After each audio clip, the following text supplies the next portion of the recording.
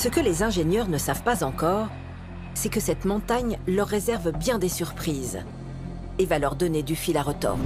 Face aux exigences de ce chantier gigantesque, le terrassement atteint parfois ses limites. Comment franchir des obstacles quand il n'est plus possible de les effacer à la pelleteuse? La réponse, c'est le génie civil qui la donne. Viaducs, sauts de mouton, tranchées couvertes, tout l'éventail offert par l'ingénierie du béton est déployé pour que la ligne à grande vitesse puisse tracer sa route entre Paris et Marseille. Cette ligne à grande vitesse traverse 4 fois le Rhône, 3 fois la Durance, traverse des régions particulièrement escarpées, ce qui justifie le nombre d'ouvrages d'art conséquents sur cette ligne. Pour 250 km de ligne, on a pratiquement 500 ouvrages. Ça veut dire que c'est pratiquement 2 ouvrages à réaliser au kilomètre de ligne. Quand on regarde ces chiffres, c'est grosso modo le double de ce qui existe partout ailleurs. Et ça le restera, je pense, pendant longtemps encore. Ça va être l'occasion aussi de montrer que le TGV peut au fond passer n'importe où, en respectant tout de même les paysages, en respectant ce qui existe déjà, en se glissant, se faufilant, si j'ose dire. Le parcours d'obstacles commence dès les premiers kilomètres de la nouvelle ligne à grande vitesse. Et il va donner des sueurs froides aux meilleurs spécialistes de la question.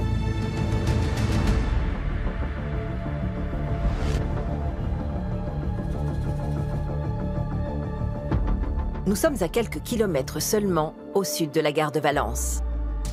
Le TGV Paris-Marseille aborde les paysages vallonnés de la Drôme provençale. Un décor constitué de collines et de terres agricoles. Et puis, il y a ce relief qui se dresse pile dans l'axe de la trajectoire du TGV. La montagne de Tartéguille, impossible de la contourner. Alors, il faut un tunnel pour la traverser de part en part. Le tunnel de Tartéguille traverse une butte qui, effectivement, à la base, n'est pas très impressionnante, puisqu'on n'a pas en face de nous une montagne, mais plutôt un plateau assez bas. Des terrains qui sont, je dirais, classiques, dans lesquels on a déjà fait des tunnels. On a du matériel qui existe en France pour faire ce genre de choses. Et puis on a aussi, il ne faut pas l'oublier, des entreprises qui savent faire. Ce que les ingénieurs ne savent pas encore, c'est que cette montagne leur réserve bien des surprises et va leur donner du fil à retordre. D'autant plus qu'il faut percer un tunnel aux dimensions colossales.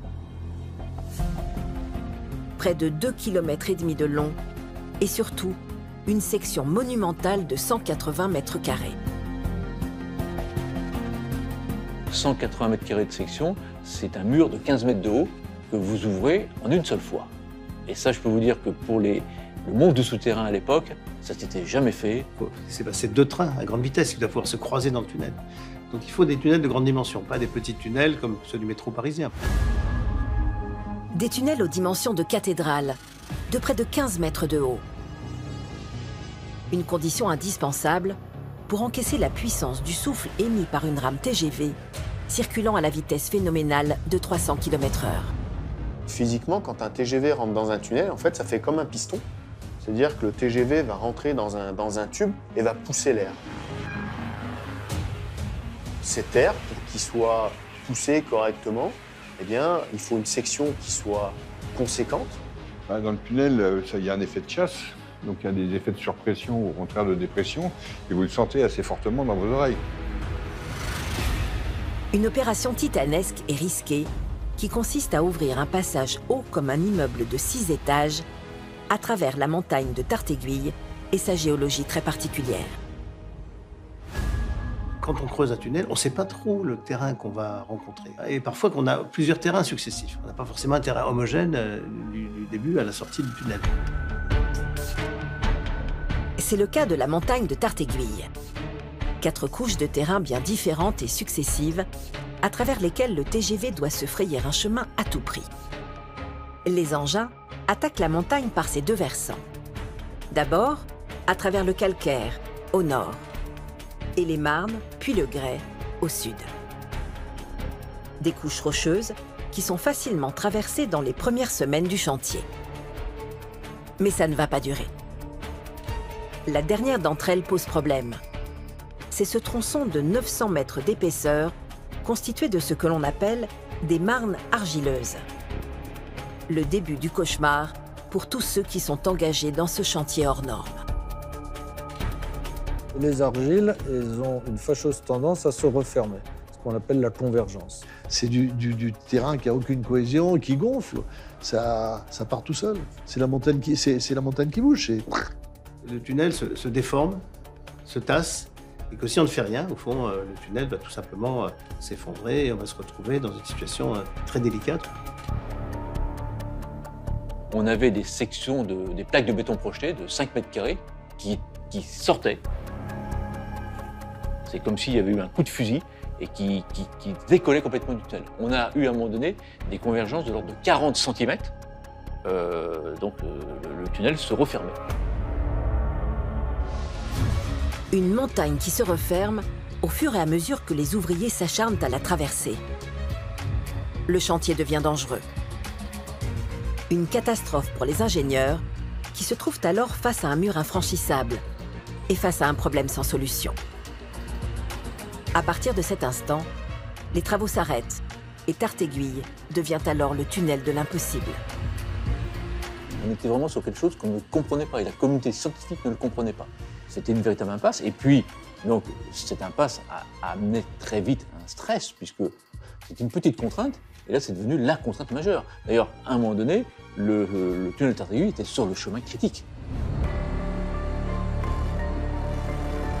Les spécialistes du monde entier vont être sollicités sur la question Tarteguille et la solution va venir d'un des plus grands experts au monde de la construction d'ouvrages souterrains, le professeur Pietro Lunardi.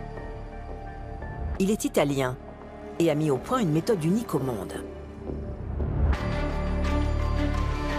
Pour lui, une seule solution. Il faut renforcer le front du tunnel à l'avant des machines qui travaillent à son percement. Cette zone sensible et fragile est consolidée par de gigantesques boulons de fibres de verre de 24 mètres de long chacun et de près d'1 mètre de diamètre, directement insérés dans les entrailles de la montagne.